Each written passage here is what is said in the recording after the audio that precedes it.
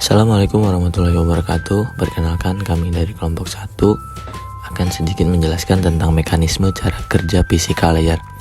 Sebelumnya, saya akan memperkenalkan anggota kelompok 1.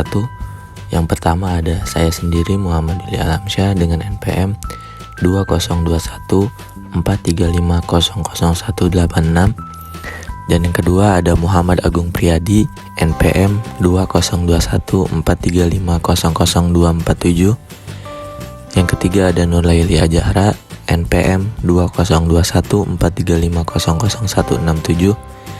Yang keempat ada Fadil Aprija, NPM 202143500306.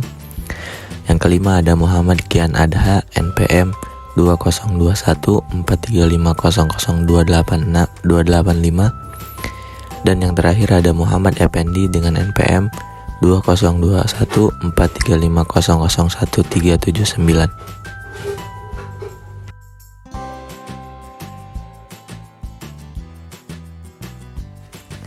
Definisi fisika layar. Fisika layar merupakan layar yang berhubungan dengan segala bentuk hubungan koneksi jaringan secara fisik, di mana kebanyakan berhubungan dengan perangkat keras sebuah jaringan komputer, seperti hub, switch, server, dan juga client. Fungsi utama dari layar fisikal ini adalah melakukan sinkronisasi dari bit data, mendefinisikan LAN card, dan juga melakukan definisi struktur jaringan dan media transmisi jaringan.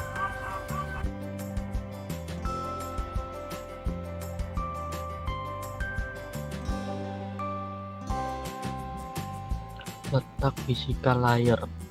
Di dalam OSI layar, fisika layar terletak pada layar paling bawah, layar 7. Sesuai dengan namanya, fisika layar merupakan layar yang memiliki keterkaitan atau koneksi terdekat dengan perangkat keras jaringan, yang kemudian membantu sebuah transmisi jaringan dapat berjalan dengan lancar sesuai dengan apa yang diinginkan.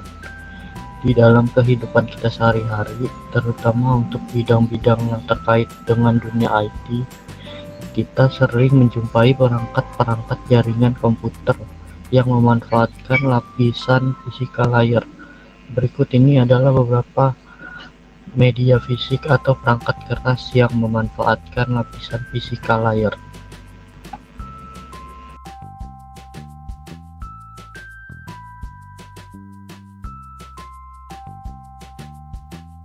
Satu, macam-macam kabel. Kabel memiliki fungsi utama sebagai alat transfer data pada sebuah sistem jaringan komputer. Kabel merupakan perangkat keras yang juga memanfaatkan lapisan fisika layar. Pada prakteknya, ada beberapa jenis kabel jaringan komputer yang biasa digunakan, yaitu A. Kabel UTP. UTP merupakan kependekan dari Unsoldered Twisted Pair, yang merupakan jenis kabel yang banyak digunakan pada jaringan LAN dan jaringan kabel. Kecepatan transfer data berkisar antara 10 hingga 100 Mbps dengan panjang maksimum 100 meter.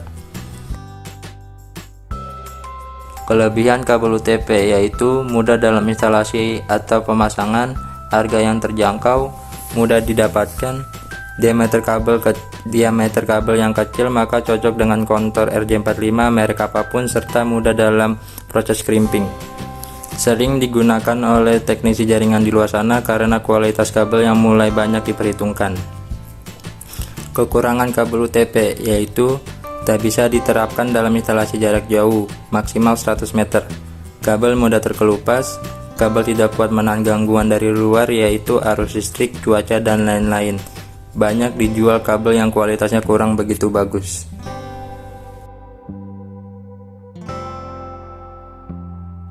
B. Kabel koaksial. Kabel koaksial merupakan jenis kabel yang dapat digunakan dengan jarak lebih dari 500 meter. Kabel ini memiliki konstruksi yang sama dengan kabel antena televisi yang biasa digunakan di rumah Anda, dengan kecepatan transfer data antara 10 hingga 100 Mbps. Kelebihan kabel koaksial yaitu harga yang lebih murah daripada fiber optik, cocok digunakan pada topologi bus dan juga ring, dapat menjadi media penghantar listrik dan juga data dengan baik, perlindungan terhadap kawat tembaga yang optimal, noise resistance yang tinggi. Kekurangan kabel koaksial, yaitu kontur kabel yang cenderung besar, tebal, dan juga kaku. Jarak jangkauan kabel koaksial yang terbatas, membutuhkan biaya investasi yang cukup besar. Hanya terdapat satu buah kabel tembaga di dalam koaksial, sehingga bisa saja terjadi tabrakan antara trafik dalam jaringan kabel.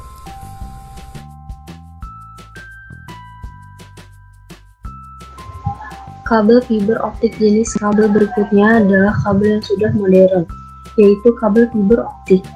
Memiliki banyak keunggulan dan jauh lebih unggul dibandingkan jenis kabel lainnya, baik itu dari segi kecepatan transfer, kemudahan instalasi, hingga ketahanan terhadap noise. Mampu digunakan dengan panjang hingga lebih dari 3 km dan menghasilkan transfer speed lebih dari 100 Mbps yang bisa mencapai satuan Gbps.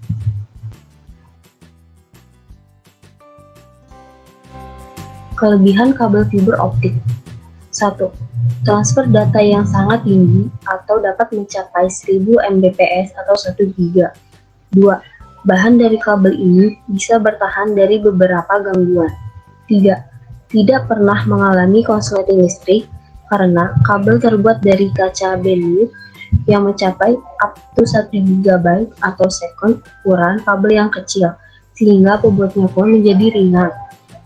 Kekurangan kabel fiber optik. Yang pertama, harganya sangat mahal. Kedua, pemasangan kabel ini harus pada ahlinya atau tidak sembarang orang bisa. 3. Kabel tidak bisa dipasang pada belokan yang tajam, dikarenakan menyerap hidrogen. Penggunaan kabel fiber optik dapat mengakibatkan loss data.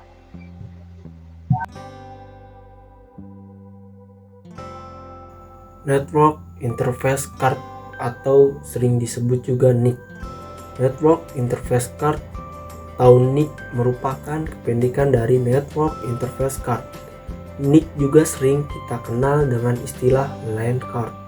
NIC memiliki fungsi utama untuk melakukan proses penerusan sinyal biner keluar dari komputer dan meneruskan sinyal tersebut melalui kabel jaringan. NIC dapat menentukan frame apa yang akan digunakan pada saat akan melakukan proses transmisi data pada sebuah jaringan komputer. Hub. Hub berfungsi sebagai pemecah jaringan. Banyak digunakan pada jaringan komputer yang menggunakan jaringan topologi star.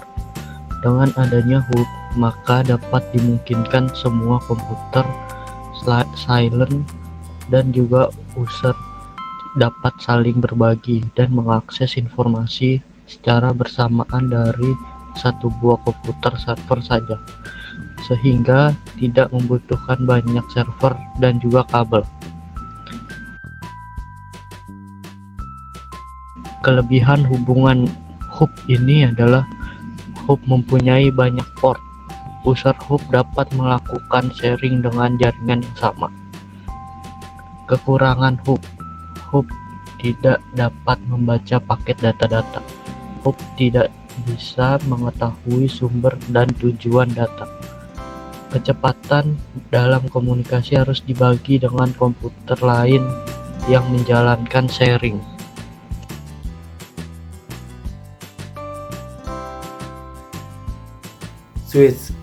Switch memiliki fungsi dan juga bentuk yang sama seperti hub.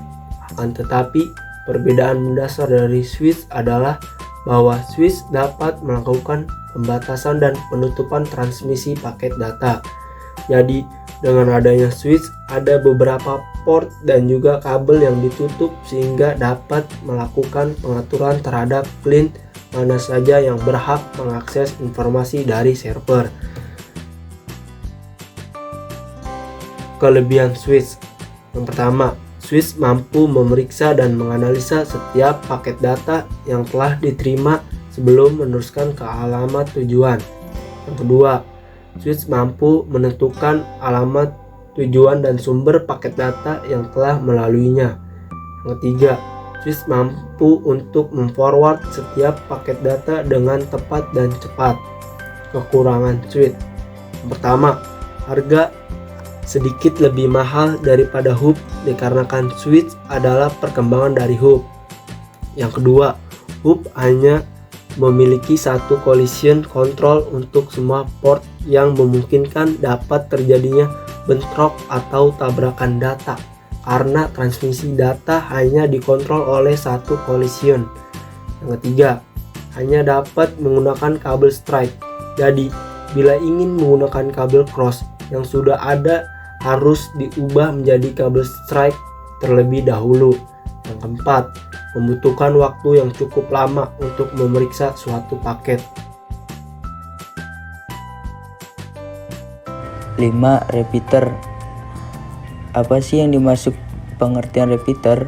Repeater merupakan perangkat keras jaringan komputer yang memiliki fungsi utama untuk memperpanjang proses transmisi data. Dengan adanya repeater, maka jarak maksimum bisa ditambah, sehingga tidak perlu menambahkan jumlah server lagi.